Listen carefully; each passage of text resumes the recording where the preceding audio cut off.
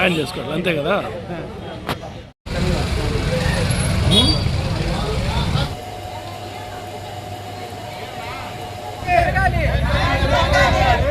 నా పేరు రంగప్ప. 35 ఏళ్ళుగా 15,000 తెచ్చినాడు నా దగ్గరికి. నమ్మిచ్చినాడు, మోసం చేసినాడు, చీటీలు వేసినాడు.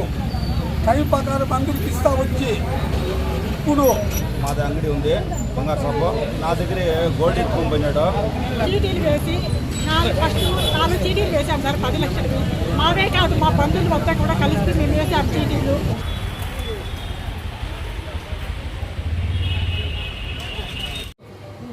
అందరికీ నమస్కారం.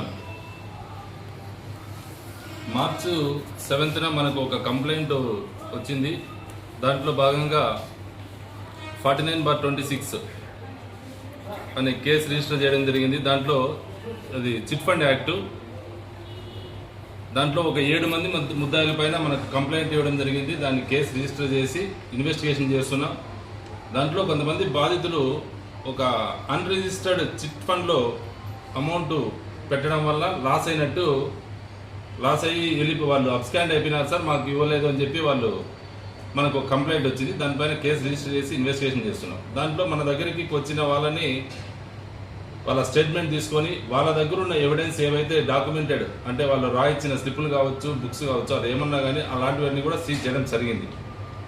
దాంట్లో రిమైనింగ్ వాళ్ళకు కూడా ఇన్ఫార్మ్ చేసినాం. అప్పుడే యాక్చువల్గా ప్రెస్ ముఖంగానే అందరికీ ఇన్ఫార్మ్ చేసినాం. అట్లాంటివి ఏమన్నా ఉంటే పోలీసు మిగతా వాళ్ళు కూడా రండి, వాళ్ళ స్టేట్మెంట్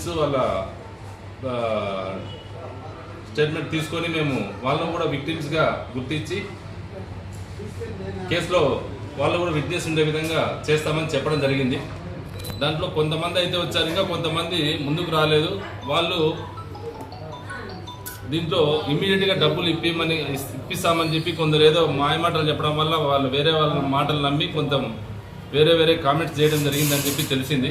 దాని ముఖంగానే ఇప్పుడు ఈరోజు ఈ ప్రెస్ మీట్లో తెలియజేసేది ఏమంటే, ముఖ్యంగా అలాంటి విక్టిమ్స్ ఎవరన్నా ఉంటే మా దృష్టికి తీసుకొని వస్తే వాళ్ళ స్టేట్మెంట్స్ తీసుకొని వాళ్ళ ఎవిడెన్స్ ఏమైనా ఉంటే మేము కలెక్ట్ చేసుకొని యాజ్ పర్ ప్రొసీజర్ అవి సీజ్ చేసి కేసులో భాగంగా చేయదలుచుకున్నాం. సెకండ్ థింగ్, ఇప్పుడు దానికి ఏదో రిసిప్ట్లు కూడా ఉన్నాయి, మళ్ళీ రిసిప్ట్స్ కూడా ఉన్నాయన్నారు. ఆ రిసిప్ట్స్ అంటే వాళ్ళు రిజిస్టర్డ్ చిట్ ఫండ్ అని కూడా ఒకటి ఇచ్చినారు మాకు అని చెప్పారు. వాళ్ళని తీసుకొని రమ్మని చెప్పడం జరిగింది. అలాంటివి ఏమైనా ఉన్నా కానీ తీసుకొని రమ్మని చెప్తే పత్రికా ముఖంగా తెలియజేస్తున్నాం. ఎట్ ద సేమ్ టైం ఎవరు అన్నెసరీగా వితౌట్ ఎవిడెన్స్ ఏది మాట్లాడద్దని చెప్పి అలా మాట్లాడితే మాత్రం ఖచ్చితంగా చట్టపరంగా చర్యలు తీసుకోవడం మాత్రం జరుగుతుంది.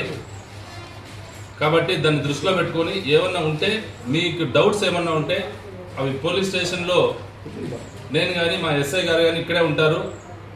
మమ్మల్ని వచ్చి మీ డౌట్స్ ఏమైనా ఉంటే క్లారిఫై చేసుకోవాలని చెప్పి ఈ పత్రికా ముఖంగా తెలియజేస్తున్నాను. Thank you. అది ఎవరు చెప్పారో అది అని అట్లా అన్నారు. ఎవరన్నా ఉంటే వాళ్ళు ఫస్ట్ వాళ్ళ దగ్గర ఏమన్నా ఎవిడెన్స్ ఉంటే మనం తీసుకోకపోతే వాళ్ళు కన్సిడర్ చేయకపోతే ఏమన్నా మాట్లాడాలా. ఆల్రెడీ మనకు ఇది పీజీఆర్ఎస్ పిటిషన్లో ఇచ్చారు. వాళ్ళందరికీ కూడా వాళ్ళ డౌట్స్ ఉండేటివి క్లారిఫై చేసాం.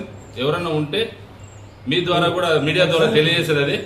అలాంటి వాళ్ళు ఎవరన్నా ఉన్నా కానీ ముందుకు వచ్చి మా ఎస్ఐ గారు నేనే ఇక్కడే ఉంటాము, అందుబాటులోనే ఉంటాం. కాబట్టి మార్నింగ్ నుంచి నైట్ వరకు ఎప్పుడైనా కానీ మీ దగ్గర ఉన్న ఎవిడెన్స్ ఏమైనా ఉన్నా ఇచ్చి వాళ్ళకు కూడా యాజ్ పర్ యాక్ట్ ప్రకారమే వాళ్ళకు న్యాయం జరిగే విధంగా చూస్తాం. ఫ్యామిలీ వాళ్ళు ఆర్గనైజ్ చేశారు. అది చాలా ఇయర్స్ నుంచి నడిచిందని చెప్పారు.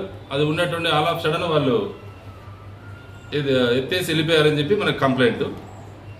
వాళ్ళపైన వాళ్ళు ఇంకా కొంతమంది బినామీలని నెక్స్ట్ వాళ్ళ ప్రాపర్టీస్ గురించి కూడా మనకు ఇది ఇచ్చారు. ఇది అంతా వేరే వాళ్ళకి ట్రాన్స్ఫర్ చేశారని దానికి కూడా మనము రెవెన్యూ వాళ్ళకు మరియు సబ్ రిజిస్ట్రార్ వాళ్ళకు కూడా లెటర్ పెట్టడం జరిగింది. వీళ్ళపైన యాక్చువల్గా మనము protection of depositors of financial establishment 1999 అది ఒకటి. Next the prize chits and money circulation scheme దీని కింద వాళ్ళ పైన కేసు రిజిస్టర్ చేయడం జరిగింది. సార్ వారికి లైసెన్స్ ఉందా సార్ చిట్టీలు నడుపు? లేదు, లైసెన్స్ లేదు. వన్ మోర్ థింగ్ మళ్ళీ మీడియా ముఖంగా తెలియజేసేదంటే పబ్లిక్ కూడా ఎట్టి పరిస్థితుల్లోనూ అనాథరైజ్డ్ చిట్స్ దాంట్లో డబ్బులు ఇన్వెస్ట్ చేయొద్దండి. హై రేట్ ఆఫ్ ఇంట్రెస్ట్ ఇస్తారని చెప్పి ఎవరికైనా డబ్బులు అప్పులు ఇచ్చి మళ్ళీ ఇబ్బంది పడద్దని చెప్పి మీడియా ముఖంగా తెలియజేస్తున్నాం.